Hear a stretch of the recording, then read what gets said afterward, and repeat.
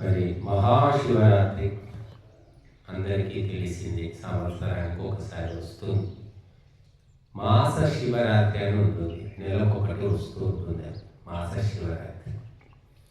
మన దేశంలో వైష్ణవులు, శైవులు, శాక్తేయులు, గాణపత్యులు, కాపాలికులు, తాంత్రికులు, ఇలాగ రకరకాల సంప్రదాయాల వాళ్ళు ఉన్నారు. వైష్ణవులు అంటే విష్ణు భక్తులు, విష్ణువు యొక్క అనుయాయులు. శైవులు అంటే శివుని యొక్క అనుయాయులు. ఇక బ్రహ్మ యొక్క భక్తులు బ్రాహ్మణులు. భగవతత్వము అఖండము, ఏకైకము అనే సత్యం మరిచిన తర్వాత రకరకాల సంప్రదాయాలు పుట్టుకొచ్చాయి. మరి శైవులు ఈరోజు అత్యంత ప్రాధాన్యంగా భావిస్తూ ఉంటారు. ఈ శివరాత్రి ఎందుకు చేస్తారు అనే దాని వెనుక అనేక కథలు ఉన్నాయనుకోను.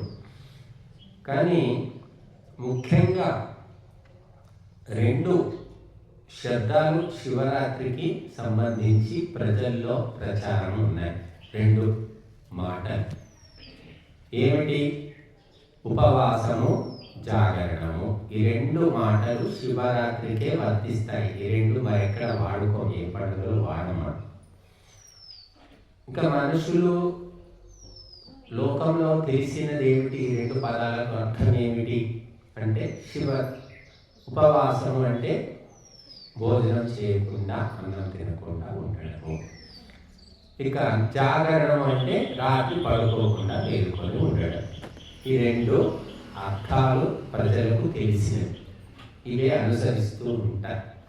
అందుకే ఈరోజు మరి ఇల్లంతా శుద్ధి చేసుకొని వంట వార్పు ఏమీ చేయకుండా మరి సాయంకాలం మరి శివాలయంలో అభిషేకాలు, పూజలు చేసిన తర్వాత పండు, ఫలము ఏవో తింటారు, పాలు ఏవో. మళ్ళీ తెల్లవారిన తర్వాత భోజనం చేస్తారు. మళ్ళీ వండుకొని ఆ రోజు వంట చేసుకోరు కొంతమంది. ఇంకొంతమంది ఏం చేస్తారంటే సాయంత్రం వరకు తినకుండా ఉండేసి సాయంకాలం వంట చేసుకొని తినేవాళ్ళు కూడా ఉన్నారు. ఒక పొద్దు అన్నారు దీన్ని. ఒక పొద్దు అంటే ఒక మధ్యాహ్నం కూడా తినదనమాట. పొద్దున తినక మధ్యాహ్నం, సాయంత్రం తినేస్తారు పూజలు అయిపోయాయి. ఇది ఒక రకం. మరొకరు తెల్లవారుజామున తర్వాతనే స్నానాలు చేసుకొని అప్పుడు వంట చేసుకొని తింటారు. ఆ రోజు అసలే తినరు. అది ఉపవాసం అని అనుకుంటున్నారు జనం అంతా. మరి శాస్త్రాలు ఏం చెప్తున్నాయి? ఉపవాసము, జాగరణము అంటే అర్థం, అసలైన సూక్ష్మమైన అర్థం ఏమిటి అనేది మనం తెలుసుకోవాలి. ఉపవాసము అన్న, ఉపాసనము అన్న, ఉపస్థానము అన్న అర్థం ఒకటే. ఏమిటది అంటే దగ్గరగా ఉండడము అని అర్థం. ఉప అంటే సమీపంగా, వాసము అంటే ఉండడం, దగ్గరగా ఉండడం. ఎవరికి దగ్గరగా అంటే భగవంతునికి దగ్గరగా ఉండడము. భగవంతుడికి దగ్గరగా ఉండాలి అంటే భగవంతుడు ఎక్కడున్నాడు? ఇక్కడ కుర్చీ ఉంది, అక్కడ గంగాధర్ ఉన్నాడు, అక్కడ చెట్టు ఉంది.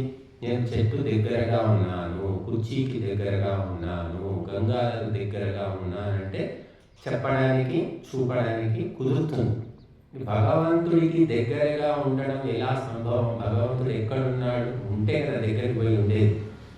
ఎక్కడున్నాడు అంటే శివుడు కైలాసంలో ఉంటాడు, హిమాలయాల్లో ఉంటాడని అందరూ నమ్ముతారు. విష్ణువు వైకుంఠంలో ఉంటాడు, బ్రహ్మ సత్యలోకంలో ఉంటాడు. మరి ఇక్కడ శివుడు కైలాసం పోయి కైలాసంలో ఉంటే శివుడి దగ్గర ఉన్నట్ట? కనుక మన శాస్త్రం ఏం చెప్తుంది? ఇందుగలనందులేడని సందేహము వలదు చక్రి సర్వోపగతుండు ఎందెందు వెదకి చూచిన అందందే కలడు దానవాగ్ని వింటే అని ప్రహ్లాదుడు ఆ హిరణ్యకశిపుడికి చెప్పాడు. నువ్వు వింటే, వినే బుద్ధి ఉంటే, తెలుసుకోవాలనుకుంటే ఇక్కడ, అక్కడ, ఎక్కడ అని కాదు, అంతటా భగవంతుడు ఉన్నాడు అన్నప్పుడు స్తంభంలో ఉన్నాడంటే స్తంభంలో కూడా అంతటా ఉన్నాడు. యజ్ఞకుండంలో ఉన్నాడు, సవిధల్లో ఉన్నాడు, మళ్ళీ నేతిలో ఉన్నాడు, దీపంలో ఉన్నాడు, అన్నిలో ఉన్నాడు, నాలో ఉన్నాడు, అంతటా ఉన్నాడు. అంతటా ఉన్న భగవంతుని ఎలా పట్టుకోవడం? ఎక్కడ పోయి కూర్చుంటాం? ఆయన దగ్గరగా ఎట్లా చేరుతాం? నీ లోపలనే ఉన్నాడు. ఇంకా ఎక్కడికి పోతావు నువ్వు? దగ్గర పోవడానికి ఎక్కడ? దూరం ఉంటే దగ్గరికి వెళ్తాం. అసలు దూరమే లేడని చెప్తుంది మనకు శాస్త్రం. తదంతరస్య సర్వస్య తదు సర్వస్యాస్య బాహ్యతః. అన్ని పరమాణువుల్లో భగవంతుడు ఉన్నాడు. పరమాణువుల బయట ఉన్నాడు. కొండలు, గుట్టలు, పర్వతాలు, లోయలు, నదులు, సముద్రాలు అన్నిట్లో ఉన్నాడు భగవంతుడు. బయట ఉన్నాడంటే లోపల ఉన్నాడు. బట్ భగవంతునికి దగ్గరగా ఇంకెట్లా ఉండాలి? నీ లోపల ఉన్నాడు, బయట ఉన్నాడు, పైన ఉన్నాడు, కింద ఉన్నాడు, మొత్తం ఆవరించి ఉన్నాడు అంటే భగవంతుడు. ఎలా ఉంటావు? ఉన్నావు, ఉండనే ఉన్నావు, భగవంతునితోటే ఉన్నావు నువ్వు. ఇంకా దగ్గర ఎట్లా ఉండడం అంటే భగవంతుడు మనతోటే ఉన్నాడు, మనం భగవంతునితోటే ఉన్నాము. విడతీయడానికి వీలు లేదు. కానీ మానసికంగా లేదు. భగవంతుడు లోపల బయట ఉన్నాడు మనతోటే నిరంతరమైన మనసులో ఉందా? ఆ భావన మనకు ఉండదు. ఈ పని చేసుకుంటాము, ఆ పని చేసుకుంటాము, ఏదో పొట్టకుటికి తిప్పలు పడాలి, వంట చేసుకోవడం, ఇల్లు ఉడుచుకోవడం, ఈ పనులన్నింటిలో పడిపోతాం. ఆ భగవంతుడు ఉన్నాడనే విషయం మర్చిపోతాం.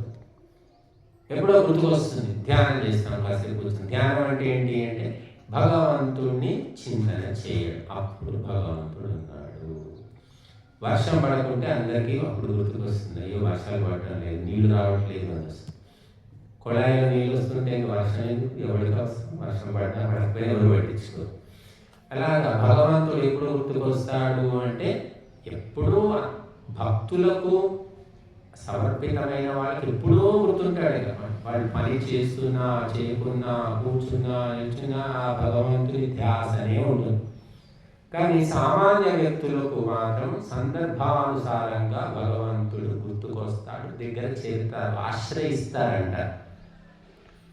ఏమిటి? ఎప్పుడు చేస్తారు? ఆర్తో జిజ్ఞాసు అర్థార్థి జ్ఞానీ చ భరతర్షభ అని చెప్పారు భగవద్గీత. ఆర్తుడు అంటే కష్టాలు, బాధలు, అప్పుల్లో ఉన్నవాడు. ఓ దేవుడా నాకు దయచూపు, నన్ను రక్షించు, కాపాడు అని ఆ భగవంతుని అప్పుడు తలుస్తూ ఉంటాడు. అప్పుడు భగవంతుడికి దగ్గరే మానసికంగా. మన పక్కనే ఉన్నా కూడా మనం పట్టించుకోకపోతే మానసికంగా లేనట్టే. భార్యాభర్తలు కలిసి ఉన్నారు, 15 ఏళ్ళైంది, పెళ్ళయింది, కానీ ఏదో గొడవ అయింది. భార్య మాట్లాడడం లేదు, భర్త మాట్లాడడం లేదు. పనులు జరుగుతూనే ఉన్నాయి. ఇంటి పనులు చేస్తున్నారు, వంట చేస్తుంది, తింటున్నాడు, వస్తున్నాడు, పోతున్నాడు, మాట్లాడుకోవడం. ఇది సంభవమే కదా. ఇట్లాగా భగవంతుడు ఉన్నప్పటికీ మనం ఎప్పుడంటే అవసరం వచ్చినప్పుడు తలుస్తున్నాం, తలిచినప్పుడు దగ్గర అవుతున్నాం. మళ్ళీ అవసరం తీరిపోయిన తర్వాత తలుచుకోవడం లేదు. మీకు రోగం వస్తే డాక్టర్ గుర్తుకు వస్తాడు కదా. రోగం రానప్పుడు డాక్టర్ ఎదురైతే డాక్టర్ ఏమిటో పెడతారా? డాక్టర్ను పట్టించుకోము, పలకరించడం. ఏమైనా పలకరిస్తే మనం అంతవరకు. అదే రోగం అయినప్పుడు డాక్టర్ గారు నేనే మీ దగ్గరకు వద్దాం అనుకున్నానండి, మీరు ఎదురారండి, రండి మా ఇంటికి రండి అని తీసుకుపోతాం. మామూలుగా ఉన్న టైంలో కనబడితే కూడా నమస్తే డాక్టర్ గారు వెళ్ళిపోతాం. భగవంతుడు కూడా ఎప్పుడు అవసరం అవుతాడంటే మన చేత కానప్పుడు, మనము చేయలేనప్పుడు, మనకు మించిన పరిస్థితి, సమస్య వచ్చినప్పుడే భగవంతుడు గుర్తుకొస్తాడు. అన్నం వంట చేసుకోవాలి, 3 పూటలు, నీకు భగవంతుడు గుర్తుకురాడు. ఎందుకంటే నువ్వు వండుకుంటున్నావు, ఉన్నాయి, బియ్యం ఉన్నాయి, పప్పులు ఉన్నాయి, వండుకుంటావు, తింటావు. భగవంతుడు గుర్తుకొస్తాడు. నీ పరిస్థితికి మించిన సమస్య ఎదురైనప్పుడు, నువ్వేమి చేయలేనప్పుడు అప్పుడు దేవుడు ఆర్తుడు. అందుకే ఆర్తుడు భగవంతుని శరణు కోరుతాడు. జిజ్ఞాసు అంటే అసలు ఉన్నాడా లేడా దేవుడు, ఏమిటి ప్రపంచము, ఎందుకు పుట్టింది, మనమంతా ఎందుకు పుడుతున్నాము, ఎందుకు చచ్చిపోతున్నాము, అసలు ఏంటి ఇదంతా అని తెలుసుకోవాలనే కోరిక ఉన్నవాడు అతను కూడా భగవంతుని గురించి ఆలోచిస్తాడు. తర్వాత అర్థార్థి అన్నారు. అర్థార్థి అంటే ఏదో ఒక లాభము, ప్రయోజనం కోసం భగవంతుడిని స్మరించాడు. అమ్మాయి పెళ్లి కావట్లేదు, ఇది సంబంధాలు చూస్తున్నారు, మ్యారేజ్ బ్యూరోలో పోతున్నారు, పెళ్లిలో వేరే దగ్గర పోతున్నారు, అమ్మాయి పెళ్లి కావట్లేదు, అబ్బాయికి జాబ్ దొరకట్లేదు, భార్యకు రోగం తగ్గడం లేదు. ఇంకా ఇవన్నీ మానవ ప్రయత్నాలు ఏం పని చేయట్లేదు. దేవుడా నువ్వే దిక్కు, నువ్వే కాపాడవయ్యా, ఇలాగో నన్ను చూసుకో అని వాడు మనసులో అనుకుంటా ఉంటాడు. వాడిని ఏమంటారంటే అర్థార్థి అంటారు. ఏదో ఒక ప్రయోజనం, ఆ ప్రయోజనం అయిపోయిన తర్వాత మళ్ళీ తచ్చేది ఉండదు, అడిగేది ఉండదు, అయిపోయింది కదా. ఇక లాస్ట్ ఎవరు అంటే జ్ఞాని. అంటే ఈ ప్రకృతి పరమాత్మ అన్నీ తెలిసిన వ్యక్తి, అన్నిటికంటే భగవంతుడే గొప్పవాడు అని ఇక మొత్తం అన్నీ వదులుకొని భగవంతుడికి అంకితమైన వ్యక్తి. అతడు ఏది చేసినా ఏది మాట్లాడినా అంతా భగవత్ సంబంధంగా ఉంటుంది. బట్ అతను ఈ నలుగురిలో జ్ఞానవంతుడు మాత్రం ఎప్పుడూ తలుచుకుంటాడు, ఎప్పుడూ భగవంతుని మార్గంలో నడుస్తాడు. మిగిలిన వాళ్ళంతా కూడా టెంపరీ, తాత్కాలికం. ఆ ప్రయోజనం అవసరం తీరిపోయిన తర్వాత ఇక మళ్ళీ ఎవరు తలుచుకోరు అన్నమాట. సరే, నన్ను తలుచుకోవట్లేదని ఏమైనా భగవంతుడు పగబడతాడా, పగబట్టి ఏమైనా హింస పెడతాడా అంటే ఏం లేదు పాపం. తలుచుకుంటే సహాయం అడిగితే చేస్తాడు అంతవరకే. కానీ నన్ను తలుచుకోలేదు, నా భజన చేయలేదు అని చెప్పి హింస ఏం పెట్టాడు, ప్రత్యేకంగా బాధలు పెట్టాడు. కానీ మనం భగవంతుని యొక్క మేలును మర్చిపోయినందుకు మనము బాధపడతాం అంతే. రోజు గంటసేపు భగవంతుని భజన చేసుకుంటారు, హాయిగా నిద్రపోయేవాడు పాపం. ఊరంతా భజన చేసేవాడు, ఏ రోగాలు లేవు, పీడకాలు లేవు, కలవరింతలు లేవు, హాయిగా పడుకునేవాడు. ఇప్పుడు ఏముంది, రాత్రి 11-12 దాకా సీరియళ్ళు, చెత్త సీరియళ్ళు, సొల్లు కబుర్లు, దీంతో నిద్ర పట్టదు. ఎలాగో అలా ఇటు పొర్లి అటు పొర్లి పడుకుంటాడు. భగవంతుని తలుచుకోవడం వల్ల మనిషికి లాభము, భగవంతునికి లాభము లేదు. యజ్ఞము చేయడం వల్ల యజ్ఞానికి లాభము కాదు, మనకు లాభం. గంగలో మునిగితే గంగకు లాభం కాదు, మనకు లాభం. దానము చేస్తే తీసుకున్న వాడికి లాభం అనుకుంటున్నాం, కానీ ఇచ్చిన వాడికే మొదటి లాభం. పాఠం చెబితే గురువుకు లాభమా, శిష్యుడికి లాభమా? అలాగా కనుక భగవంతునికి దగ్గరగా ఉండడము అంటే భౌతికమైన, దైహికమైన, ఆర్థికమైన విషయాలన్నీ మర్చిపోయి భగవంతుని చింతన చేయడమే ఉపవాసము, దగ్గరగా ఉండడం. పక్కన ఉన్నా మనం పట్టించుకోకపోతే దగ్గరున్నా లేనట్టే. బస్సులో కూర్చుంటాం, మన పక్కన ఇటు పక్క వాడు కూర్చుంటాడు, అటు పక్క వాడు కూర్చుంటాడు, పక్కపక్కగా ఉన్నారు కదా, దగ్గర ఉన్నట్టేనా? వాడెవడో తెలీదు, వాడి పేరు తెలీదు, వాడు ఏం పని చేస్తాడో తెలియదు, వాడు దొరనా తెలియదు, దగ్గరే ఉన్నారు కానీ లేనట్టే. అట్లా మనం భగవంతుడు ఆవరించి ఉన్నాడు, పైన కింద అంతటా ఆవరించాడు, కానీ మనము మానసికంగా దగ్గరగా లేదు. అందుకని భగవంతునికి ఈ రోజున కనీసం దైవ చింతన చేసుకొని భగవంతునికి దగ్గరగా కండి అని చెప్పడం అన్నమాట ఉపవాసం. అది పోయింది. చివరికి ఏమొచ్చిందంటే ఉపవాసం అంటే నిరాహారము, తినకుండా ఉండడము అనే అర్థం వచ్చింది. ఉపవాసం అంటే దగ్గర ఉండడమే అనే అర్థం తప్ప అన్నం మానేయడం, తినడం మానేయడం అనే అర్థం లేదు అసలు. తినడం మానేయడం అంటే నిరాహారం అని చెప్పాలి. నిరాహారంగా ఉన్నాడు, అనశనము అంటారు. అనశనం అంటే తినకపోవడం, కానీ ఆ శబ్దం వాడడం లేదు, ఉపవాసం అనేది వాడుతూ ఉన్నారు. కనుక తినడం మానేస్తే భగవంతునికి దగ్గర అవుతామా అంటే యుక్తాహార విహారస్య యుక్తచేష్టస్య కర్మసు యుక్త స్వప్నావబోధస్య యోగో భవతి దుఃఖః. నీ యొక్క ఆహార విహార వ్యవహారాలు, ఆచార విచార సంచారాలన్నీ కూడా సంయమనంగా, బ్యాలెన్స్గా ఉంటే నీవు భగవంతునికి దగ్గర ఉంటావు. అంటే ఎక్కువ తింటే నిద్ర వస్తుంది, కునికి పాటలు వస్తాయి, ఇంకా భగవంతుని ఏం ధ్యానం చేస్తాం, ఏం స్మరిస్తాము? అందుకే తినకూడదు అంటే అర్థం ఏమిటంటే పీకల దాకా తినకూడదు అని అర్థం. ఈ రోజని కాదు, ఏ రోజైనా సరే ఎక్కువ తిన్నామంటే మనకు మజ్జుతనం అనేది వస్తుంది, ఇలా కూలిపాట్లు వస్తూ ఉంటాయి. తక్కువ తిన్నామనుకో నిద్ర రాదు.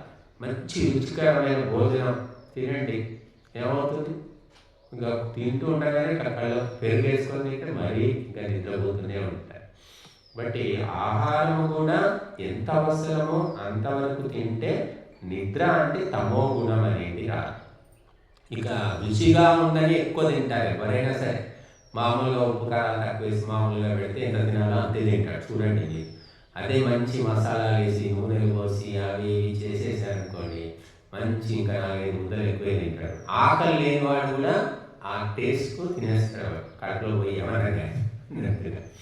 కాబట్టి ఉపవాసం అంటే భగవంతుని చింతనకు భావనకు దగ్గరగా ఉండడము మానసికంగా అనే విషయం స్పష్టంగా శాస్త్రాలు చెప్తూ ఉన్నాయి. ఇప్పుడు మనం కొత్త తాళం తీసుకొచ్చాం, తాళం తీసుకొచ్చి తాళం ఎక్కడో పెట్టాము, తాళం చెయ్యి ఎక్కడో పెట్టుకున్నాం, సమయానికి తాళం వేద్దాం అనుకున్నాం, చూస్తే తాళం దొరికింది, తాళం చెయ్యి దొరకలేదు. పెట్టింది నువ్వే మరి, ఇక్కడ పెట్టానా పని తొందరలో ఏంటని వాడు గుర్తుగా ఆలోచించి సరే అని పాత తాళం వేసుకొని మళ్ళీ వచ్చిన తర్వాత ఆలోచిస్తాడు. వాడే అక్కడ పెట్టింది ఎక్కడో వాడే, కానీ గుర్తుండదు. ఇంకా అది ఎక్కడ పెట్టాను సరే గుర్తుకు వచ్చినట్టు వస్తుంది అని వదిలేస్తాడు. తర్వాత ఎప్పుడో గుర్తుకు వస్తుంది, తీసుకుంటాడు తాళం చేయి, తాళం పెట్టి వాడుకుంటాడు. తాళం పెట్టిందతనే, మర్చిపోయిందతనే, మళ్ళీ గుర్తుకు వచ్చిందతడికి. అంటే ఏమిటి అంటే మనిషి అల్పజ్ఞుడు. అనేక విషయాలు మనం మర్చిపోతుంటాము, మళ్ళీ గుర్తుకు వస్తుంటాయి, కొన్ని గుర్తుకే రాకపోవచ్చు కూడా. అలాగా భగవంతుడిని కూడా మనుషులంతా మర్చిపోయి ఏమవసరం భగవంతుడితో? తల్లితో ఏమవసరం, తండ్రితో ఏమవసరం, అత్తతో ఏమవసరం, భర్తతోటి కూడా ఏమవసరం. ఆ భర్త ఆస్తులు అంతస్తులు నగలు నాణ్యాలు ఇస్తే చాలు, వాడితో ఏమవసరం? వాడు ఎక్కడన్నా తిరగని ఏమన్నా పోదు. నాకైతే తెలియదమ్మా, మా ఆయన ఎక్కడ పోతాడో తెలియదు, పొద్దున పోతాడు వస్తాడు, 3 రోజులు 4 రోజులు ఉంటాడు, కానీ నన్ను అయితే మంచిగా చూసుకుంటాడు, పెద్ద ఇల్లు కట్టిండు, మంచి నగలు తెచ్చి పెట్టిండు, తినడానికి లోటు లేదు, నౌకర్లు చేపలు అందరూ ఉన్నారమ్మా, ఆయన ఏ ఇష్టం ఏమైనా తీసుకొని ఎక్కడన్నా పోని అనేవాళ్ళు లేదా? భర్త ఎన్ని పాపాలు చేసినా మనకు అనవసరం. మన పని ఏంటంటే తెచ్చి పెడుతున్నాడా, బాగా చూస్తున్నాడా లేదా, అయిపోయింది. అంటే మా ఆయన దేవుడు అనేవాళ్ళు పోరాడు అంటున్నారు. భగవంతుడు ఏమవసరం అమ్మా? అన్ని సౌకర్యాలు దొరుకుతూనే ఉన్నాయి. గాలి, నీరు, ఎండ, మరి మట్టి, పంటలు, పండ్లు అన్నీ దొరుకుతున్నాయి. దొరకని ఏముంది? దొరకకుంటే భగవంతుడు అవసరం. అన్నీ అందుబాటులో ప్రకృతి ఇస్తుంది. ప్రకృతి మాత ఇస్తుంది. ప్రకృతి మాత ఉన్నాక ఈ పరమాత్మ ఉంటే మనకి ఏంది, లేకుంటే మనకి. ఒకప్పుడు మీరంతా ఆలోచించండి, ఈ యంత్రాలు లేనప్పుడు 40-50 ఏళ్ళ కిందట పొద్దున్నే 3 గంటలకు 4 గంటలకు ఎప్పుడో పొలానికి వెళ్ళిపోయేవాళ్ళు మగవాళ్ళు. ఆడవాళ్ళు కూడా పొద్దున్న లేచి అలకడము, ఊడవడము, తుడవడము, ఇంకా వాళ్ళకి అదే పని పాపం. ఆ పిల్లలు ఉంటే వాళ్ళకి తండ్రి ఎప్పుడు లేచిపోయాడో కూడా తెలియదు. రాత్రి ఎప్పుడో వస్తే వీడు ఎనిమిదికి పడుకునేవాళ్ళు పిల్లలంతా. ఆ తండ్రి వచ్చింది తెలియదు, పోయింది తెలియదు. కానీ ఇంట్లో అన్ని పనులు తల్లి చేసి పెడుతూ ఉంటుంది కాబట్టి ఆ తల్లితోటే ఎక్కువ సంబంధం, తీరిక. ఇప్పటికి కూడా అంతే, తల్లితోటే ఎక్కువ మందికి చేరిక ఉంటుంది. ఎందుకంటే చాలా మటుకు మహిళలు జాబ్స్ చేసేవాళ్ళు తక్కువ. భార్యాభర్తలు ఇద్దరు ఉద్యోగం చేశారనుకోండి, వాడు పోయి ఆయాల మధ్య బేబీ కేర్ సెంటర్లో పెరుగుతాడు. ఆ పూర్వం ఏంటంటే భర్త జాబ్ చేస్తే భార్య ఇంట్లో ఉండేది కాబట్టి, ఆమె తల్లి కాబట్టి తల్లికి చాలా దగ్గరగా ఉండేవాడు. ఇంకా వాడికి ఏదైనా సరే తల్లికి చెప్తే తల్లి పోయి తండ్రి నుంచి పర్మిషన్ తీసుకొని తెచ్చిస్తూ ఉండేది. ఇంకా తండ్రితోనే అవసరం. అలాగా ప్రకృతి మాత అన్ని ఇస్తూ ఉంది. కానీ ప్రకృతిని అన్ని రకాలుగా పరిపుష్టం చేసిన భగవంతుడి గురించి ఎవరు ఆలోచిస్తారంటే, ఎవడో బహూనాం జన్మనామంతే జ్ఞానవాన్ ప్రపద్యతే అన్నారు. అనేక జన్మలు గడిచిన తర్వాత ఎవరికో బుద్ధి పుడుతుందట. ఏంటి తినడము, తాగడము, బతకడము, సావడము, ఏది ఇదంతా? ఏదో ఉంది, దీన్ని ఎవరు చేస్తున్నారు, ఏంటి, ఆ భగవంతుడు ఉన్నాడా లేడా, ఏమిటి తెలుసుకుందామని ఆలోచన వస్తున్నాడు. ఎవడో ఒకటికే, అందరికీ రాదు. కాబట్టి ఆ పరమాత్మ తత్వము తెలుసుకోవడం అనే ఆలోచన రావడమే కష్టమే కాదు. ఆలోచించి ప్రయత్నం చేసి పొందడం అనేది ఇంకా ఎప్పుడో అదే జన్మకో తెలియదు. ఈ జన్మలో ఆలోచన వచ్చింది, ఈ జన్మలో రాగానే నీకు పరమాత్మ దొరుకుతాడా? ఆకలి అయ్యింది, అవగానే కడుపులోకి అన్నం అవుతుందా? బియ్యం తేవాలి, పప్పు తేవాలి, కడగాలి, రుడవాలి, వంటి మీద పొయ్యి మీద పెట్టాలి, ఉడకబెట్టాలి, కలపాలి, నోట్లో నమలాలి, లోపలికి పోతే కదా కడుపు నిండేది. అలా భగవంతుడు గురించి ఆలోచించేవాడు ప్రపంచంలో తక్కువే. ఎక్కువ డిమాండ్ ఎవరికంటే తల్లికి డిమాండ్ ఉంది, తండ్రికి డిమాండ్ లేదు. తండ్రి అవసరం లేదు, తల్లి అన్ని అవసరాలు తీరుస్తుంది. ప్రకృతి సైంటిస్టులు చూడండి, సైంటిస్టులు కానీ నాస్తికులు కానీ వీళ్ళంతా దేవుడు లేడు ప్రకృతి ఉంది అంటారు. తల్లి లేడు తల్లి ఉంది అన్నట్టే అది అర్థం. ఎందుకంటే తల్లి కనబడుతుంది నీకు, తల్లి అన్ని సేవలు చేస్తుంది, అన్ని అవసరాలు తీరుస్తుంది, నువ్వు చెప్పింది వింటుంది, నీ గోలంతా భరిస్తుంది అని. తండ్రి డబ్బులు తెచ్చిస్తాడు, లేకపోతే అవసరాలు తీరుస్తాడు, ఇంటికి రక్షణగా ఉంటాడు, అంతే, కనబడడు కదా. పరోక్షం అంటారు. పరమాత్మ పరోక్షము, ప్రకృతి ప్రత్యక్షము, తండ్రి పరోక్షము, తల్లి ప్రత్యక్షము. ఏది ప్రత్యక్షమో దాన్ని ఇష్టపడతారు జనం 99%. యజ్ఞం అనేది ఏమిటి? ఇది ప్రత్యక్షం కాదు, ఇది పరోక్షం. యజ్ఞం యొక్క ఫలితము ఇప్పుడు దొరుకుతుందా? మనం చక్కగా వంట చేసుకొని తింటే ఇప్పటికిప్పుడే కడుపు నిండుతుంది అనేది తెలుస్తుంది. ఇక్కడ నువ్వు యజ్ఞంలో 10 కేజీలు నెయ్యి పోసినా 100 కేజీలు నెయ్యి పోసినా నీ కడుపు నిండేది లేదు, కాలు నిండేది లేదు, తెలియడం లేదు, అంతా బూడిదైపోతుంది. మరి యజ్ఞం యొక్క ఫలితం ఏమిటి అంటే అది పరోక్షము అని చెప్పారు. ప్రత్యక్షం కాదు, కనబడదు, చూపించలేము, ఒకరికి చేబదులు ఇవ్వలేము, అప్పు ఇవ్వలేము. ఇక చూపించలేనిది ఇవ్వలేనిది ఎవరికి కావాలి? అందుకే యజ్ఞము అనేది చాలా మంది ఇష్టపడరు, చెయ్యరు, చెయ్యలేరు, పాల్గొనలేరు కూడా. అసలు యజ్ఞం అనేది ప్రపంచ ఉపకారం. ప్రపంచానికి మేలు చేస్తున్నాం. మనిషికి తనకు ఇంకా కొంచెం తెలివి ఉంటే తన భార్యకు, తన తల్లికి, తన కొడుకుకు, వాళ్ళ వరకు పరిమితం చాలా మటుకు. అంతకంటే మించిన వాళ్ళు చాలా తక్కువ మంది ఉంటారు. అంటే ఏ సంబంధం లేని వాళ్లకు ఉపకారము, సేవ చేసేవాళ్ళు కోటికో లక్షకో ఎవరో ఉంటారు, తక్కువగా. ఎక్కువ మటుకు తన రక్త సంబంధీకులు, ఇంకా అంతకంటే మించి తన కులం వాళ్ళు, తన ఊరు వాళ్ళు, ఇంతకే. బట్టి యజ్ఞం ఏమిటి అంటే ప్రపంచానికి, సమస్త జీవులకు ఎంత పెద్ద ఆలోచన చూడండి. నీ ఇంటికి కాదు, నీ కులానికి కాదు, నీకు కాదు, ప్రపంచానికి మేలు చేస్తే నీకు భగవంతుడు ఇస్తాడు, చేస్తాడు. అది కండిషన్. భగవంతుడు ఎట్లా ఇస్తాడు, ఎప్పుడు ఇస్తాడు అది మాత్రం భగవంతుడు చెప్పాలి. ఇస్తాడు, ఎప్పుడో ఇస్తూనే ఉంటాడు, ఏ రకంగానే తెలియదు. మళ్ళీ ఇన్ని కండిషన్లు అవసరమా ఈ యజ్ఞం చేయడం? హాయిగా బిర్యానీ చేసుకొని తింటే మంచిగా కడుపు నిండుతుంది, మిగిలితే సాయంత్రం కూడా తినచ్చు. ఎందుకు యజ్ఞం ఇప్పుడు ఇస్తాడట, ఇచ్చినప్పుడు సంగతి, ఇచ్చింది కూడా తెలియదట, మళ్ళీ పరోక్షంగా ఇస్తాడట. ఇవన్నీ ఎందుకు వాడేందని చెప్పి ఎవడు యజ్ఞం చేయాలి. కాబట్టి యజ్ఞము ఎవరు చేస్తారు అంటే బుద్ధిమంతులు, దాని లోతు తెలిసిన వాళ్ళు, అర్థమైన వాళ్ళు. అర్థం కావడానికి బుద్ధి కావాలి. బుద్ధిహీనుడు చెయ్యలేరు, పాల్గొనలేరు, సహకరించలేరు, కనీసం కూర్చోమంటే కూడా కూర్చోలేరు. మీరేం చేయకండి ఆయన ఎవడో ఓడిస్తాడు, నీవైతే వచ్చి కూర్చోవయ్యా అంటుంటాను. కూర్చోవడానికి కూడా వాళ్ళకు మనస్కరించారన్నమాట. అంత బుద్ధి స్థూలంగా ఉంటుంది. యజ్ఞము పరోపకారము. కాబట్టి సమీపంగా ఉండడం, మనం ఎవరికి సమీపంగా ఉంటే ఆ ప్రభావము మన మీద పడుతుంది. భగవంతునికి సమీపంగా ఉండడము ఉపవాసము. భగవంతునికి సమీపంగా ఉంటే భగవంతుని ప్రభావం నీ మీద పడుతుంది. యజ్ఞానికి సమీపంగా ఉంటే యజ్ఞం యొక్క ప్రభావం పడుతుంది. ఒక తాగుబోతుకు సమీపంగా ఉంటే ఏమవుతుంది? ప్రభావం పడుతుందా లేదు? నువ్వు తాగకపోవచ్చు, కానీ అతని వల్ల నువ్వు ఇబ్బంది పడతావు, ఆ ప్రభావం అయితే ఉంటుంది.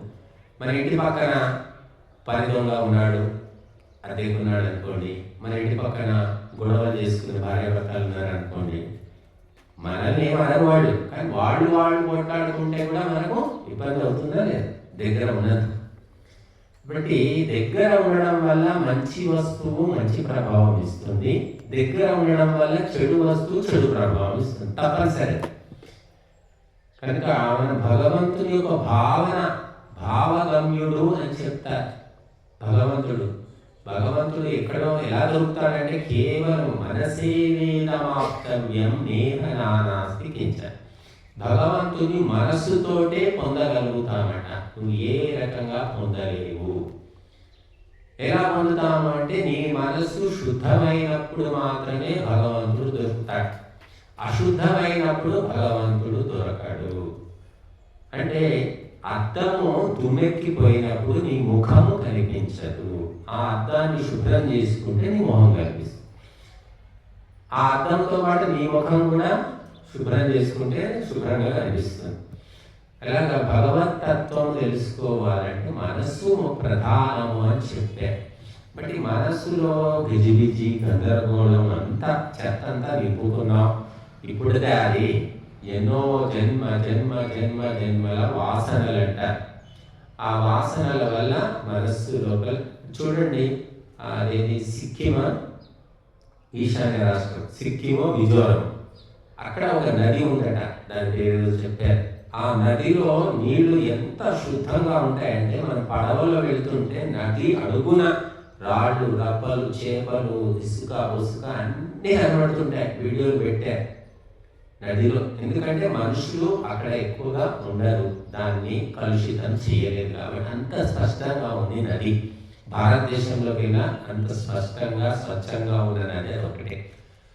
అలాగా దివ్యాత్మలు మహాత్ములు కూడా చాలా పవిత్రంగా స్వచ్ఛంగా ఉంటారు. వాళ్ళు సామాన్యులు ఏమిటంటే బురద చెత్త మన్ను మశానం రాళ్ళు రాపలు ఏమేమో నింపేసుకుంటాడు, ఏం కనబడుతుంది. కాబట్టి నీళ్లు అశుద్ధమైనప్పుడు ప్రతిబింబం కనిపించదు, శుద్ధమైన రీతిలో కనిపిస్తుంది. అలాగా భగవంతుడు అందరి హృదయాల్లో ఉన్నాడు, ఎక్కువ తక్కువ లేకుండా ఉన్నాడు. ఆడవాళ్ళ హృదయంలో తక్కువగా ఉన్నాడు, మగవాళ్ళ హృదయంలో భగవంతుడు ఎక్కువగా ఉన్నాడు అని ఎక్కడ చెప్పలేదండి.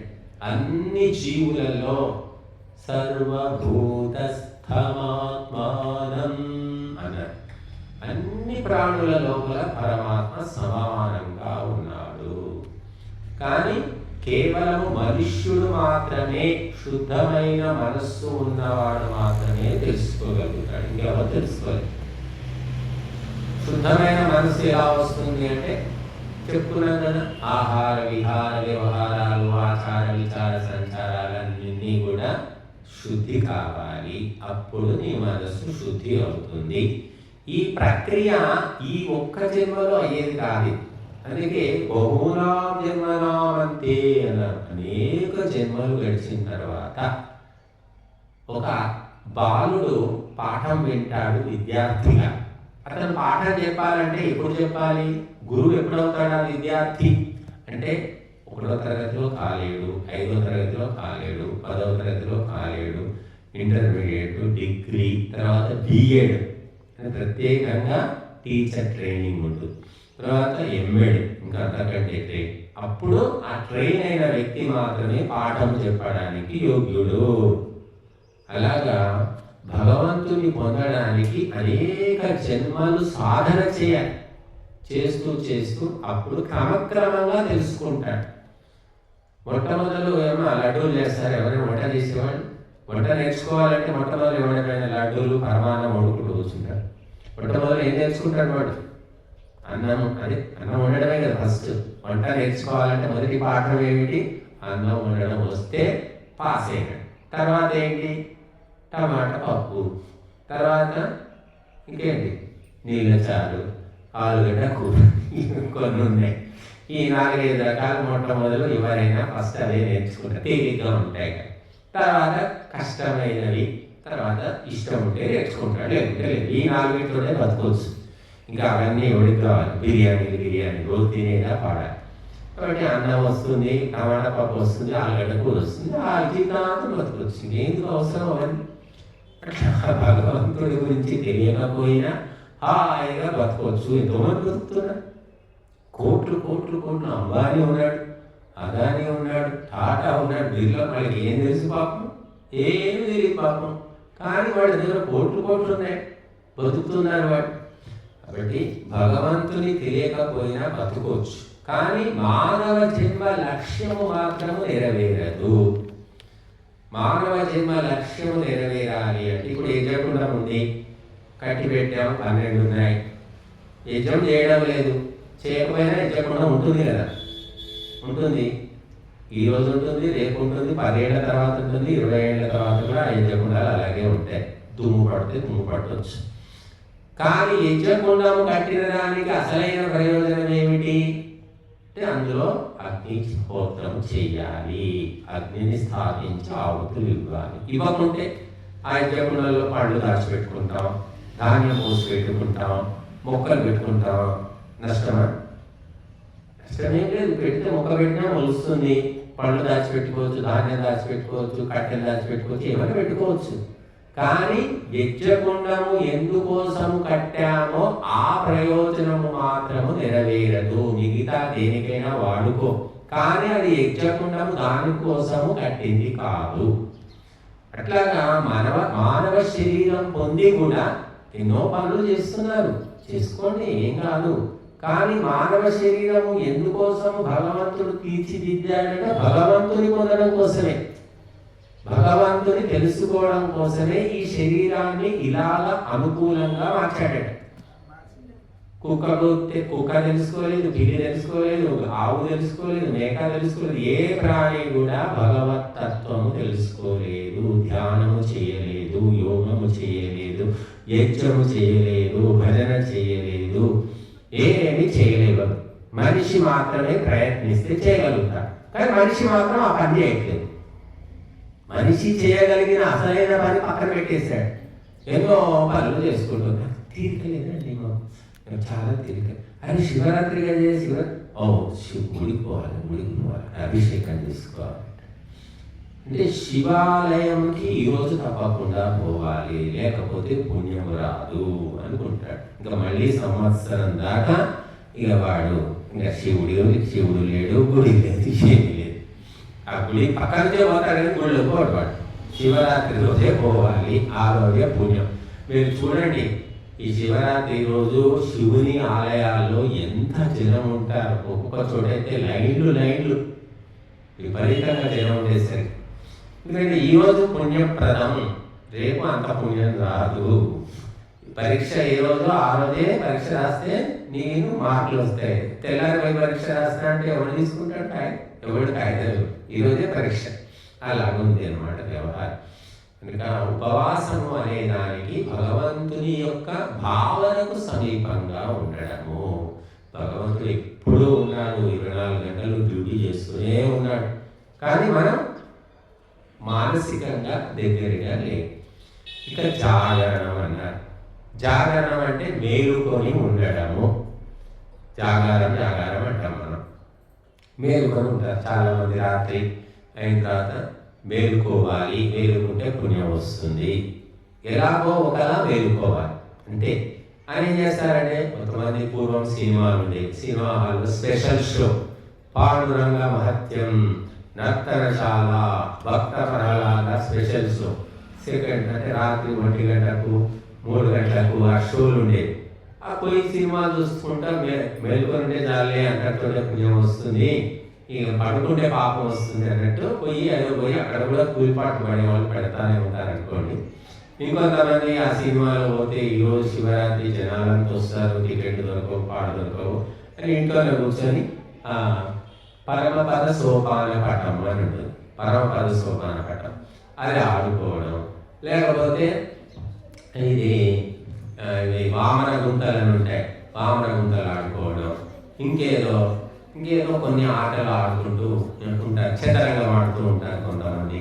ఈ రకంగా ఏదో ఒక రకంగా మేలుకొని ఉండాలి, పడుకొనకూడదు అనేటటువంటి ఆలోచన. ఆ రకంగా మనుషులు కూరుపాట్లు పెడుకుంటూ కింద మీద పడుకుంటూ మేలుకొని ఉంటారు, దానివల్ల పుణ్యం వస్తుంది అంట. కానీ జాగరణము అంటే ఏమిటి అంటే, మేలుకొని ఉండడము అంటే ఎందులో మేలుకొని ఉండడము? నీవు ఆత్మ జాగరణము, నీ ఆత్మ పడుకొని ఉంది, దాన్ని మేలుకొలుపు. ఆ ఆత్మతోటి పరమాత్మ తత్వాన్ని తెలుసుకో అని అర్థం. మనం జాగరణంలో లేము, సుషుప్తి నిద్రలో ఉన్నాం. నిద్ర మెలకువ ఈ రెండు. బట్టి నిద్ర పోతే కళ్ళు మూసుకుంటాం, మెలకువగా ఉండి కూడా కళ్ళు మూసుకునే వాళ్ళు ఉన్నారు. మీరందరికీ తెలుసు, ప్రపంచంలో వందలు వేల యాక్సిడెంట్లు అవుతున్నాయి, చచ్చిపోతున్నారు. గుడ్డి వాళ్ళ కళ్ళున్న వాళ్ళ చెప్పండి, చచ్చిపోయేవాళ్ళు. కళ్ళున్న వాళ్ళకి యాక్సిడెంట్లు అవుతాయి, గుడ్డి వాళ్లకు కావు. అంటే దీన్ని బట్టి ఏం తెలుస్తుంది? కళ్ళున్నవాడు నిర్లక్ష్యంగా నడుస్తూ ఉంటాడు. అలాగా మనం కళ్ళుండి మనము ఏమిటి చూపుంది, కళ్ళున్నాయి, మేలుకొని ఉన్నాం, కానీ నిద్రలో ఉన్నాం. ఏ నిద్రలో ఉన్నామంటే ఈ ప్రకృతి వాసనలు, భౌతిక వాసనలు అనే నిద్రలో ఉన్నాము. బట్ ఈ నిద్ర నుంచి బయటికి రావాలి అంటే ఆత్మ జాగరణం చెందాలి, ఆత్మను మేలుకొలపాలి. నువ్వు శరీరంతో మేలుకొని ఉన్నావు, శరీర అవసరాలు తీర్చుకుంటున్నావు, కానీ ఆత్మ అనేది ఒకటి ఉంది. ఆ ఆత్మకు నైవేద్యం ఏమిటి అంటే ధ్యానము, భగవంతుడు అనేది మర్చిపోయి పొట్ట నింపుకోవాలి, దాచిపెట్టుకోవాలి, కూడబెట్టుకోవాలి. ఇదంతా కూడా మెటీరియలిస్టిక్ యూసేజెస్ అంటారు, అంటే భౌతికమైన అవసరం. కనుక ఈ అవసరాలు తీర్చుకోవడంతో మనిషి జీవితం గడిచిపోతుంది. అవసరాలు తగ్గించుకున్న కొద్దీ మనం భగవతత్వం తెలుసుకోవడానికి సమయం దొరుకుతుంది. సమయం ఎవరికైనా 24 గంటలే, యోగికి 48 గంటలే ఉండవు. ఆ 24 గంటల సమయంలోనే భౌతిక అవసరాలు తగ్గించుకుంటూ దైవతత్వానికి ఎక్కువ సమయాన్ని కేటాయిస్తాడు. ఫస్ట్ క్లాస్ వచ్చేవాడికి అదే పాఠం చెప్తున్నారు, ఫెయిల్ అయ్యేవాడికి కూడా అదే పాఠం వింటున్నాడు. వాడు ఎందుకు ఫెయిల్ అవుతున్నాడు, వీడు ఎందుకు పాస్ అవుతాడు అంటే ఆ ఆలోచన బుద్ధిని బట్టి. అంటే జాగరణము అంటే కూర్పాట్లు పడుకుంటూ మేలుకొని ఉండడం కాదు, మనం భౌతికం నుంచి ఆధ్యాత్మిక స్థితిలోకి వెళ్ళి ఆధ్యాత్మిక విషయాలను తెలుసుకోవడం జాగరణం అంటారు. కళ్ళుండి గుడ్డివాళ్ళు, చెవులుండి చెవిటివాళ్ళు, కాళ్ళుండి కుంటివాళ్ళుగా ఉన్నారు మనుషులు. కాబట్టి ఆ స్థితి నుంచి ఆత్మస్థితిలోకి వెళ్ళడము అది జాగరణం, మేలుకోవడం. అందుకే జాగరూకత, జాగరణము, జాగృతి అంటూ ఉంటారు. అలా మహాపురుషులు ఏం చేస్తుంటారంటే వాళ్ళు పుట్టి జాతిని జాగృతం చేస్తారు. మహర్షి దయానందుడు, వివేకానందుడు, కందుకూరి వీరేశలింగము, ఎంతో మంది మహాపురుషులు ఏం చేశారంటే జాతి తినడం, పడుకోవడం, సంపాదించుకోవడం, ఇంతే, ఇంకేం లేదు అనే స్థితి లోపల వాళ్ళు వచ్చి మేల్కొల్పారు. లేవండి, ఈ బాల్య వివాహాలు ఎందుకు చేస్తున్నారు, ఈ విగ్రహారాధన ఎందుకు చేస్తున్నారు, పశువులను ఎందుకు చంపుతున్నారు అని చెప్పి ప్రతి ఒక్క విషయంలో చీకటిలో, అజ్ఞానంలో, నిద్రలో ఉన్నటువంటి జాతిని మేలుకొలిపారు. వారు మేలుకొలిపి ఇది తప్పు అని చెప్పారు. నిద్రలో ఉన్న వ్యక్తికి ఏమీ తెలియదు పాపం. మనం వాడు వచ్చి పాము కాటేస్తే అట్లాగే నిద్రలో చచ్చిపోయేవాళ్ళు ఉన్నారు. కొంతమంది, చాలా తక్కువ మంది నిద్రలో ఉన్నప్పటికీ కూడా కొద్దిగా శబ్దం కాగానే లేచి కూర్చుంటారు. ఏమాత్రం శబ్దం ఉన్నా నిద్రపోని వాళ్ళు అరుదుగా ఉంటారు. కొంతమంది, చాలా మంది మొద్దు నిద్రపోతుంటారు. వాళ్ళు తలుపులు కొట్టినా తీయరు. వాళ్ళు పెద్ద బాంబులు మూత మోగిపోతుంది, లేవరు. ఇల్లు అంటుకొని మంటలు వస్తుంటాయి, అయినా లేవడు వాడు. అటువంటి మొద్దు నిద్ర, తామసిక నిద్ర పోయేవాళ్ళు ఉన్నారు. అలాగే చిటుక్కును చీమ చిటుక్కుంటే లేచేవాళ్ళు తక్కువ, బుద్ధిమంతులు అంటారు వాళ్ళు. కాబట్టి మొత్తము మానవ జాతి అజ్ఞానంలో, అవిద్యలో, అన్యాయంలో ఉనికిపోయినప్పుడు మహాపురుషులు పుట్టి జాగృతం చేశారు. లేవండి, లేవండి, ఈ పాడుపనులు ఎందుకు చేస్తున్నారు, మంచి పని చేయండి, ఇది మంచిది కాదు అని వాళ్ళు చెబితే, మొత్తుకుంటే ఎన్నో దురాచారాలు, మూఢాచారాలు ఆగిపోయాయి. ఆడవాళ్ళు చదువుకోకూడదు, వాళ్ళకి 5 ఏళ్ళకి పెళ్లి చేయాలి, భర్త తెచ్చిపోతే ఇదో చేయాలి, ఈ రకంగా కాల్చుకొని తిన్నారు మహిళలను పురుషులు. ఎందుకు అంటే శాస్త్రాలు తెలియదు, నిద్రలో ఉన్నారు వాళ్ళు. అని మహాపురుషులు వచ్చి ఇది అశాస్త్రీయము, అవైదికము, అమానవీయము, ఇవన్నీ ఆపేసేయండి అని చెప్పారు. అంటే ఒక్క వ్యక్తి లక్షల మందిలో మార్పు తీసుకొచ్చారు. ఒక వ్యక్తి చూడండి, ఒక వ్యక్తి మేలుకుంటే అది చూడండి. మనం మహాభారతంలో వింటాం, పాండవులను చంపడానికి కౌరవులు ఏం చేశారు? లక్క ఇల్లు కట్టారు. కట్టి అందులో వీళ్ళని పంపించేశారు. అక్కడ ఉండండి మీరు అని. ఆ లాక్షా గృహం అందులో వీళ్ళు పాపం తెలియక ఉంటున్నారు. భీముడు తెలుసుకొని అందరూ నిద్రలో ఉన్నప్పుడు ఆ లాక్షా గృహానికి అగ్ని అంటించారు. అందులోనే కాలి చచ్చిపోవాలి. అతను మేలుకొని ఉండి అందరినీ లేపి తప్పించుకొని వెళ్ళిపోయాడు. ఒక్కడు మేలుకొని ఉన్నా ఎంతో మందిని లేపవచ్చు, కానీ అందరూ నిద్రపోతున్నారు. వాచ్మెన్ ఎందుకు పెట్టుకున్నాము అంటే మనని ఇల్లు కాపాడడానికి. వాడి నిద్రపోతే ఇల్లు కాపాడేది ఎవరు? అలా ఉంది ఈనాటి పరిస్థితి. కాబట్టి జాగరణము అంటే ఆత్మ దృష్ట్యా మేలుకొని ఉండడము, భౌతికంగా మేలుకొని ఉండడంగా. ఒకడు ఉంటాడు, కళ్ళు ఉన్నాయి, కాళ్ళు ఉన్నాయి, చేతులు ఉన్నాయి, అన్ని బాగానే ఉన్నాయి, పర్సు పోయిందంట. అరే పిచ్చోడా, పర్సు ఎట్లా పోయిందిరా? నీ జోబులో పెట్టి పర్సు తీసుకుని తెలియదు, నేను గమనించలేదు అంటాడు. మరి కాళ్ళు ఉన్నాయి, స్పర్శ తెలియదా? జోబులో పెట్టి పర్సు ఎక్కడ పెట్టుకున్నా? వెనుక జోబులో పెట్టుకున్నా. మరి జోబులో అంత పెద్ద పర్సు తీసుకుంటే నేను తెలియలేదా అంటే తెలియలేదు. అంటే కళ్ళుండి గుడివాడనంటే కదా, మేలుకొని ఉండి పడుకున్నట్టే కదా. అంటే అటువంటిది కాదు జాగరణం. అంటే మేలుకొని ఉండి పడుకోవడం కాదు, పడుకున్నా కూడా మేలుకొని ఉండడమే. అందుకే కుక్క ఈ విషయంలో ఉదాహరణ చెప్తూ ఉంటారు. కుక్క పడుకుంటుందట, కానీ ఏమాత్రం అలిపిడి అయినా టక్కున లేచి కూర్చుంది. పడుకున్నట్టే ఉంటుంది కానీ అది లేచి కూర్చుంది. మనిషి లేవడు కానీ కుక్క లేస్తుంది. అందుకే దానికి విశ్వాసం. ఇంకా అటువంటి అలర్ట్నెస్ అంటారు. అలర్ట్నెస్ అనేది జాగరణ. అంతేకాని మనం మేలుకుంటాం, సరే ఈరోజు పుణ్యం వస్తుంది మేలుకుంటాం. మరి రోజంతా మేలుకొని మళ్ళీ ఏం చేస్తారు తెలుసా? తెల్లారి స్నానాలు చేసుకొని భోజనాలు చేసాక మళ్ళీ 4-5 గంటలు నిద్రపోతారు. శివరాత్రి తెల్లారుజామున అందరూ నిద్రపోతారు. కొంతమంది మధ్యలోనే కూరిపాట్లు పడడం మళ్ళీ లేవడం, కూరిపాట్లు పడడం మళ్ళీ లేవడం. ఎందుకంటే మనం మేలుకోలేము, ఎందుకంటే రోజు అలవాటు లేదు కదా. రోజు అలవాటు ఉంటే వాడు గూర్ఖాలను ఉంటారు, రాత్రంతా మేలుకొని డ్యూటీ చేస్తాడు. మరి రాత్రంతా మేలుకుంటే పగలు మాడుకుంటాడు. అది వాళ్ళకి అలవాటు. మనం రాత్రి మేలుకొని పగలు పడుకోలేము. ఈ మధ్య నైట్ డ్యూటీలు అని కొన్ని వచ్చాయి. సాఫ్ట్వేర్ నైట్ డ్యూటీ చేసి పగలు పడుకుంటున్నారు. ఏదో ఒక సమయంలో పడుకోక తప్పదు. ఇంకా జాగరణము అంటే నిద్రపోకుండా మేలుకొనడం కాదు. నిద్రపోయినప్పటికీ కూడా తామసికమైన ముద్దు నిద్రలో ఉండకుండా ఆత్మస్పృహలో ఉండడము, అది జాగరణ. కాబట్టి మహాపురుషులు మహాత్ములు దేశాన్ని జాతిని జాగృతం చేశారు, మేలుకొలిపారు. కనుక మనం కూడా ఆ రకంగా ఉండాలి. తామసికమైన ఆహారం తిన్నప్పుడు నిద్ర ఆ విధంగా ముంచుకొస్తుంది, వాళ్ళు మొద్దుల్లాగా పడుకుంటారు. అందుకే సాత్వికమైన ఆహారం తిన్న వ్యక్తి నిద్రపోతే సమయానికి మళ్ళీ బ్రహ్మముహూర్తం టైం కాగా లేచి కూర్చుంటారు.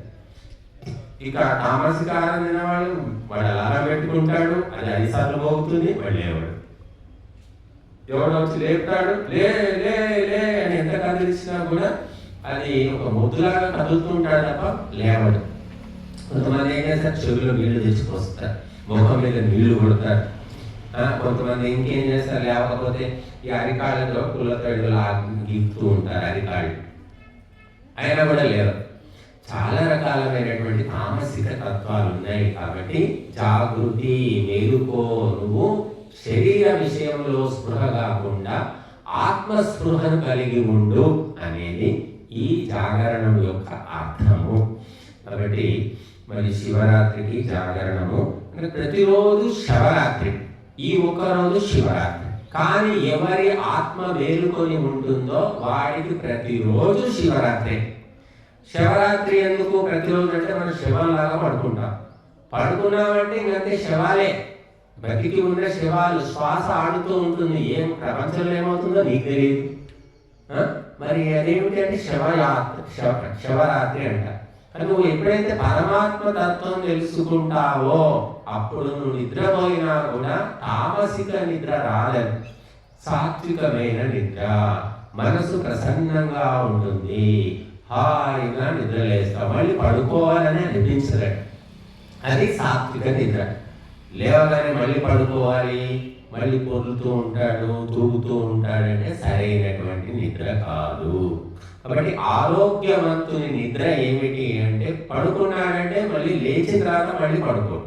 అది కాబట్టి ఇప్పుడు ఏమి మనమంతా తామసికమైన నిద్రపోతూ ఉన్నాము. నిద్ర లోపల భగవంతునితో అంటే ఆ పరమాత్మతో ఈ ఆత్మ కలుస్తుందని చెప్పారు. నిద్రలో ఏం జరుగుతుందంటే తమో గుణము ఆవరించడం వల్ల ఆత్మ పరమాత్మను కలిసినప్పటికీ మనిషి తెలుసుకోలేడు. అదే స్థితిని మేలుకువగా ఉన్నప్పుడు కళ్ళు మూసుకొని ధ్యానం చేసి అనుభవించడమే యోగము, సమాధి అని చెప్పారు. నిద్రలో అందరూ చేసేది ఏంటంటే ఆత్మ పరమాత్మతో కలుస్తుంది. అందుకే ప్రశాంతంగా ఉంది, అన్ని బాధలన్నీ పోయినాయి బాబు, నిద్ర మాత్రం నిద్రపోతే నీ పీడలన్నీ పోతాయి అని నిద్ర మాత్రం వేసుకుంటాం. ఎందుకంటే నిద్ర లోపల భగవంతునితో సంయోగం జరుగుతుంది, కానీ అది తమో గుణం వల్ల జీవుడు తెలుసుకోలేడు. తెలుసుకుంటే ఆ తెలుసుకోవడమే యోగం అన్నమాట. కాబట్టి జాగరణం అనేది చాలా సూక్ష్మమైన శబ్దం. అది మనం ఏదో వాడుకుంటున్నాం అలాగా. అమ్మ అంటే ఎవరు? అమ్మ అంటే ఏముందండి? అమ్మ అంటే మా అమ్మ తెలియదా నీకు? ఎవరు బిడ్డను అంటే ఆమెను అమ్మ అంటారు. అంతేనా? అర్థం కాకంటే ఏం లేదు. అంటే ఆ బిడ్డను కనకపోయినా కూడా పెంచితే కూడా అమ్మ అనొచ్చండి, అంతేనా? అంతకించి అర్థం లేదా? అంటే ఇంకా ఎవరినైనా మనము మాతృమూర్తులుగా భావించవచ్చు, ఎవరినైనా కూడా అమ్మ అనవచ్చు. అంటే అర్థము తెలుసుకుంటున్న కొద్దీ, లోతుకుపోయిన కొద్దీ ఎంత విశాలంగా మారుతుంది.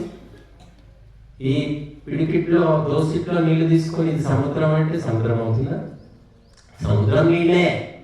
దోసిట్లో తీసుకున్న సముద్రం కాదా? అది సముద్రం నీళ్ళే కదా, సముద్రమే. కానీ అది దోసిల్లో ఉంది, అది పరిమితము, సముద్రము అపరిమితము. కాబట్టి తల్లి, తండ్రి, గురువు అనే ఈ మాటలు పరిమితము కాదు, ఈ భావన అపరిమితమైనటువంటి. నువ్వు ఎవరైనా అమ్మ అనొచ్చు, ఎవరైనా నాన్న అనొచ్చు, ఎవరైనా గురువుగారు అనొచ్చు. కానీ ఎవరిని పడితే వాళ్ళను మనం భార్య అనలేము, భర్త అనలేము, తమ్ముడు అన్న కూడా అనలేము. తమ్ముడు అన్న అంటే కూడా కొన్ని సమస్యలు వచ్చేటట్టున్నాయి. కానీ తల్లి, తండ్రి, ఒక వయసు వచ్చిన వాళ్ళు ఎవరైనా అమ్మగారు, నాన్నగారు అని పిలవచ్చు, ఎవరేమనరు. కాబట్టి ఇవి విశాలమైన భావన కలిగినటువంటి శబ్దాలు. కేవలము రక్త సంబంధము, కేవలం కన్నవాళ్లే తల్లిదండ్రులు అని ఏ శాస్త్రం కూడా చెప్పట్లేదు. కాబట్టి జాగరణము, ఉపవాసం అనేవి చాలా సూక్ష్మమైన శబ్దాలు. వాటి అర్థం తెలుసుకొని ఆచరించుకుంటే మన జీవితమే ధన్యమైపోతుంది. కాబట్టి చాలా ఆధ్యాత్మిక భావాలకు సంబంధించిన శబ్దాలు.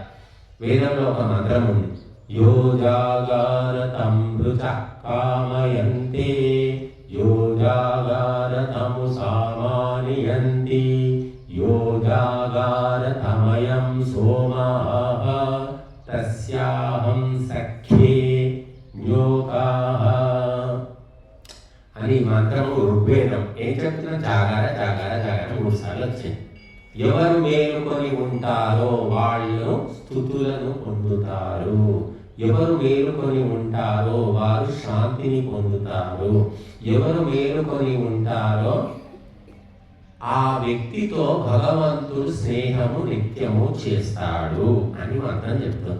అంటే మేలుకోవడం అంటే ఇంకా నిద్రపోకుండా ఉండడమేనా? ఇక్కడ ఏమిటి అర్థం లేదు చెప్పండి. ఎన్ని రోజులు మేలుకొని ఉంటారు మీరు? ఎన్ని రోజులు ఉండగలుగుతారు? జాగార అంటే భగవంతుని విషయంలో జాగృతి పొందినవాడు, పరిజ్ఞానం ఉన్నవాడు.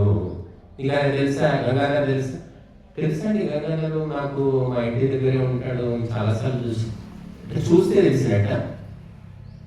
20 ఏళ్ళు చూడొచ్చు, నీ ఇంటి ముందు నుంచే పోతుండొచ్చు. 20 ఏళ్ళ నుంచి చూస్తే తెలిసినట్టు కాదు. అది మనిషితో కలిసి ఉండి తెలుసుకోవడం కూడా తెలిసినట్టే, చూసినా తెలిసినట్టే చెప్తారు కదా. మా ఊరేనండి, నాకు తెలుసండి, నేను చూశాను చాలాసార్లు, చిన్నప్పటి నుంచి చూస్తూనే ఉన్నాను. చిన్నప్పటి నుంచి చూస్తున్నావు, నీకేం తెలుసు? తెలియదు. అతన్ని వాళ్ళ అమ్మ నాన్న పేరేంటి, అతని ఏమోనండి నాకు తెలియదండి, కానీ నాకు తెలుసండి, ఆయన చూస్తున్నాను. భగవంతుని పరిస్థితి కూడా నాకేముంది.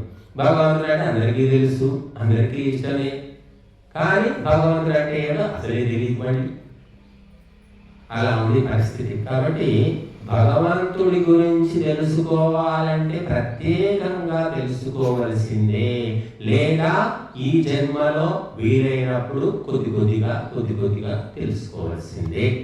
అంతేగాని ఏదో చూశాను కాబట్టి తెలిసింది అనుకుంటే కుదరదండి.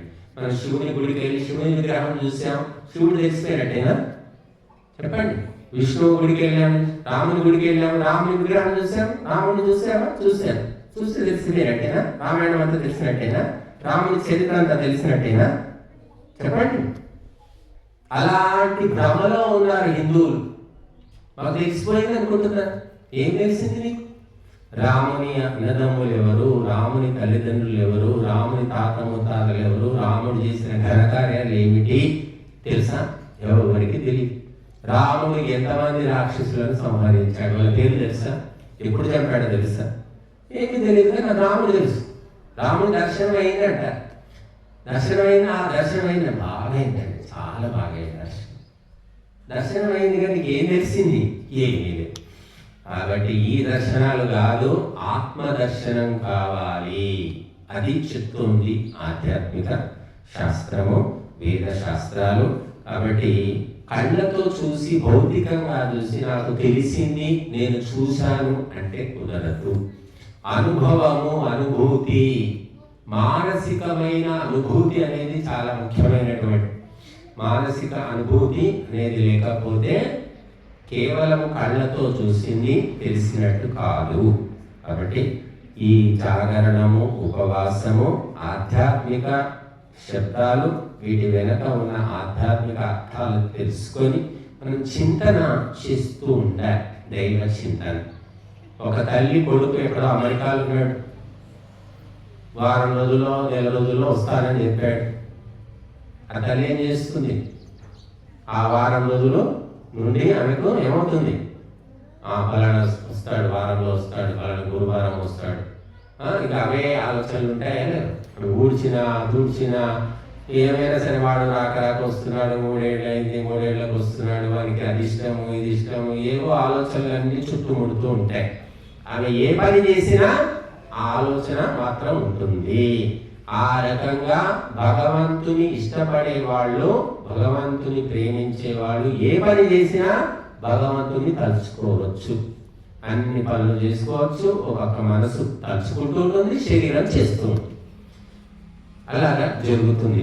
కాబట్టి మనం భగవంతుని తలుచుకోవాలంటే ప్రత్యేకంగా ఒక సమయం కేటాయించి కూర్చొని స్మరించవచ్చు. దాంతో పాటు నిత్య కర్మలు చేసుకుంటూ కూడా స్మరించవచ్చు. ఎందుకంటే మనస్సు అనేది ఎప్పుడు పనిచేస్తూనే ఉంటుంది. పగలు రాత్రి ఎప్పుడు నిద్రపోయినప్పుడు కలలో కూడా మనసు మేలుకునే ఉంటుందండి. స్వప్నావస్థ అంటారు. ఎప్పుడో మనసు ఆపేస్తుంది అన్ని పనులు అంటే సుషుప్తి అవస్థ అంటారు. దాన్ని గాఢ నిద్ర అంటారు. గాఢ నిద్రలో మనసు ఏం పని చేయదు. ఎవరైతే గాఢ నిద్ర పోతారో వాళ్ళు మానసికంగా బాగుంటారు. కలత నిద్రపోయే వాళ్ళు మానసికంగా బాగుంటారు. కాబట్టి మన మనస్సు ఎప్పుడో ఏదో ఒకటి ఆలోచించడము, లేదంటే అనుభూతులను గుర్తు చేసుకోవడం, ఈ 2 పనులు చేసుకోవడం. కాబట్టి మనము మానసికంగా పరమాత్మ తత్వాన్ని తెలుసుకొని మానసికంగా దగ్గర ఉండడం అనేది చాలా ముఖ్యమైనటువంటిది. అదే ఉపవాసము. అలాగే ఈ భౌతికమైన, లౌకికమైన, ఆర్థికమైన విషయాలలో స్పృహ, కాన్షియస్ లేకుండా ఆధ్యాత్మిక విషయంలో స్పిరిచువల్ కాన్షియస్ ఉండడమే జాగరణము అని మనం తెలుసుకోవాలి.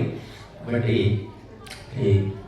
శివరాత్రి రోజు ప్రత్యేకంగా ఒకరోజు ఒక తల్లి బిడ్డను కానీ ఒకరోజు పాలిస్తే ఇంకా సరిపోతుందా? ఆ బిడ్డకు బతుకుతాడా ఎప్పటికీ? అలాగా మనము ఒక్క రోజుకు పరిమితం చేసుకున్నాం, కానీ ఇది ఎప్పటికీ ఉండవలసినటువంటి భావన. అది ఒక రోజు మనకు ఒక దిగ్దర్శనం లాగా అనుకోవచ్చు. కాబట్టి మీరందరూ కూడా మరి ఉదాహరణ శాంపుల్ చూపిస్తారు. మన శాంపుల్ అంటే అంతకంటే ఉండదు, అంతకు ఉడికే మనకు తెలియడానికి ఒక శాంపుల్ లాగా. అలాగా ఈ శివరాత్రి కూడా భక్తునికి ఒక శాంపుల్, ఒక ఉదాహరణ. దీన్ని బట్టి శివరాత్రి రోజు ఎలా ఉన్నావో ప్రతి రాత్రి ప్రతిరోజు ఆ విధంగా ఉంటే నీకు లాభం జరుగుతుంది, ఆత్మోన్నతి కలుగుతుంది. ఈ ఒక్క రోజుకి పరిమితమైతే కుదరదు అని అర్థం. ఓం శాంతి.